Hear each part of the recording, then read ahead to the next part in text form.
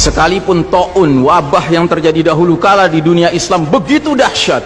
Anda tahu taun dulu kalau terjadi orang baru kena paginya ketularan bintil-bintil, sorenya meninggal, Pak. Kalau sekarang orang di swab positif, sekian belas hari dia isolasi mandiri, kemungkinannya dua, kemungkinan sembuh, kemungkinan mati. Persentasenya berapa? Sembuh 80%, Pak, mati 3%, kecil sekali. Bukan berarti kita menganggap ringan nyawa orang, tidak. Cuman saya ingin menggambarkan betapa taun dahulu lebih dahsyat daripada yang so-called pandemi yang lebih cocok disebut plandemi ini. Direncanakan ini, Pak. Yang karenanya kalau kita lihat sejarah, sekalipun dahsyat taunnya dahulu kala, nggak ada cerita, Pak, sholat berjamaah berubah tata cara pelaksanaannya, nggak ada. Kenapa kita harus berubah? Dan saudaraku rahimakumullah, kami cuma mengingatkan beberapa pesan dari Nabi SAW tentang sholat ini. Yang pertama, Nabi mengatakan, sallu kama ra'aitumuni usalli. Sholatlah kalian sebagaimana kalian melihat aku sholat. Ini sudah kata mati, Pak. Ini kunci, Pak. Kunci ini. Makanya para ulama fikih memutuskan nggak boleh dikerjakan sembarangan, nggak boleh.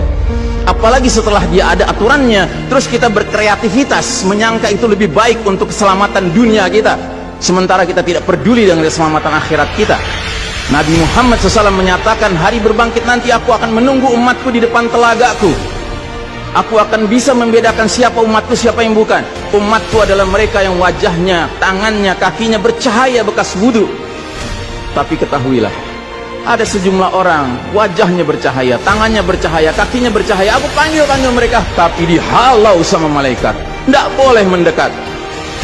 Aku panggil lagi, tapi dihalau sama malaikat. Akhirnya malaikat menjelaskan, ya Muhammad, mereka telah merubah ajaranmu setelah engkau wafat.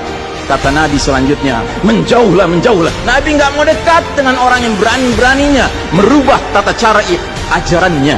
Dan ajarannya yang paling pokok apa? Tauhid. Setelah tauhid apa? Salat. Dan ingat, salat adalah amal yang paling pertama yang akan diperiksa oleh Allah Ta'ala bagi setiap hambanya. Dan saudara rahimahumullah, saya ingin menyampaikan dua hadis lagi. Satu hadis dari Nabi, la tadaru furujatin lisyaitan.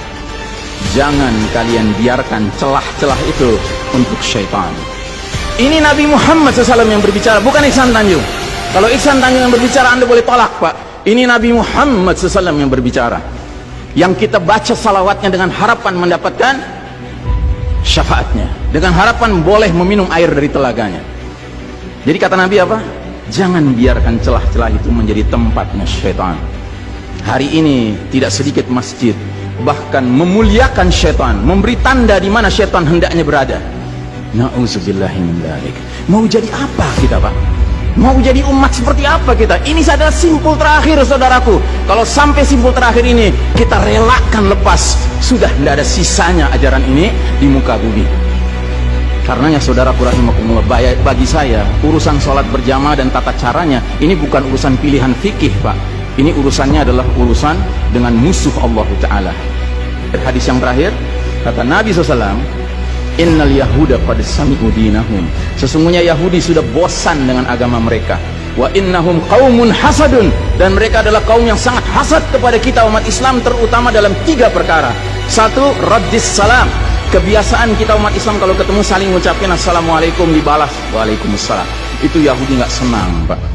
Yahudi tidak senang melihat umat Islam berukhuwah Islamnya. Yahudi nggak senang umat Islam kalau ketemu saling bersedekah dengan senyum. Makanya dibikin aturan begini, nggak kelihatan senyum kita. Yahudi nggak senang kita ketemu jabat tangan, rontok dosa-dosa. Maunya mereka begini saja jabatan tangannya.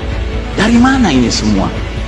Yang kedua, mereka hasad sama kita dalam urusan apa? Iqamatis sufuf. Dalam tata cara kita menegakkan saf kita. Ingat, Pak, saf dikatakan tegak syaratnya 2. 1 lurus, 2 rapat.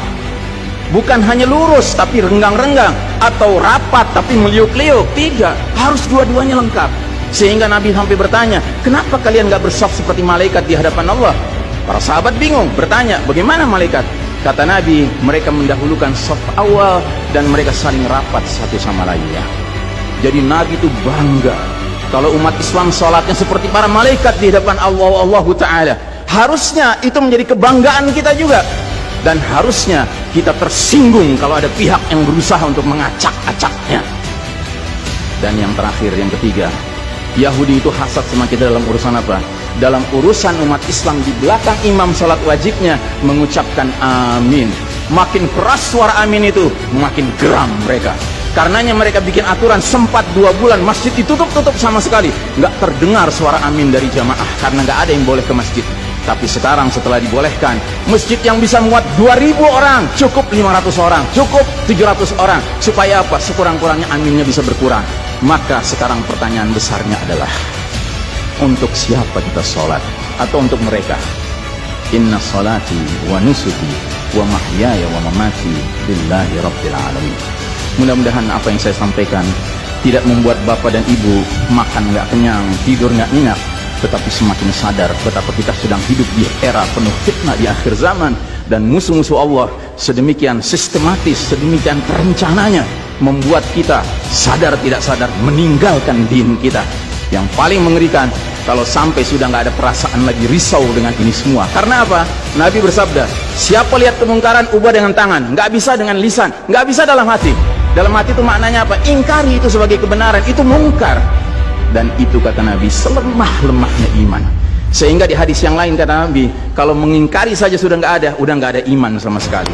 Nah, yang kita khawatir kalau kita ternyata ridho saja dengan aturan sholat WHO ini, Pak.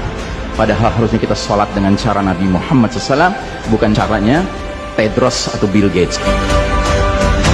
Kepada jamaah, inilah nasihat dari hati yang paling dalam kepada saudara-saudara yang saya cintai karena Allah, yang kita sama-sama bersalawat, kita sama-sama mengharapkan air dari telaga Nabi.